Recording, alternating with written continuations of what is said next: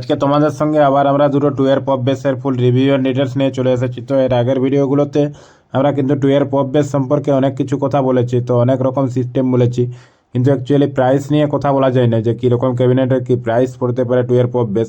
তো আমাদের কাছে যে টুয়ের পপ বেসগুলো সাধারণত ক্যাবিনেটগুলো রেডি হয়, এবার কিন্তু রেজাল্ট কিন্তু দুর্দান্ত। যতগুলো পপ বেস আমরা আজ পর্যন্ত দিয়েছি, 1,500 থেকে শুরু করে অডিওডন 2500 পর্যন্ত স্পিকার এড হয়েছে, কোনো ক্যাবিনেটটাই কিন্তু কমজোরি নেই। ক্যাবিনেট হিসাবে যে রেজাল্ট, এই রেজাল্ট সাধারণত এই বাজেট হিসাবে যদি কেউ দিতে পারে সাধারণত এই ধরনের ক্যাবিনেট, তাহলে ব্যবসা করতে পারেন, দিতে পারেন, কোনো অসুবিধা নেই, আমার আপত্তি নেই।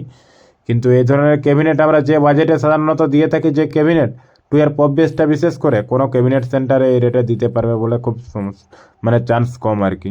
অ্যাকচুয়ালি আমরা যে টুয়ের পপ বেসটা এখানে কোম্পানির জালি প্লাস এখানে আমরা চেক কালার মোটা কালারের কভার দিচ্ছি, প্লাস পিছনে ডবল পেস্টিং, উপর ডবল পেস্টিং, এছাড়া ক্যাবিনেটের স্পিকার বা ফেলে 25 প্লাই প্লাস পেন্ট কভার জালি কোম্পানির জালি দিয়ে সম্পূর্ণ ফিটিংটা কিন্তু আমরা এখানে 30,000 টাকা জোড়া পড়ছে।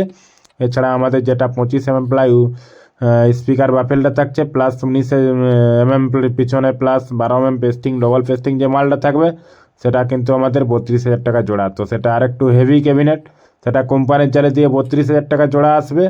আর এটা আমাদের 19 উপরে ডবল পেস্টিং যেটা থাকবে উপরটা, প্লাস হচ্ছে পিছনটা ডবল পেস্টিং থাকবে, স্পিকার বাফেল থাকবে 19 এটা কিন্তু আমরা 30,000 জোড়া নিচ্ছি। আর স্পিকার বাফেল 25 পিছনে 19 প্লাস 12 পেস্টিং থাকলে সেটা আমরা 32,000। তো দুটো ক্যাবিনেটের মধ্যে তোমরা পার্থক্য বুঝতে পেরেছো।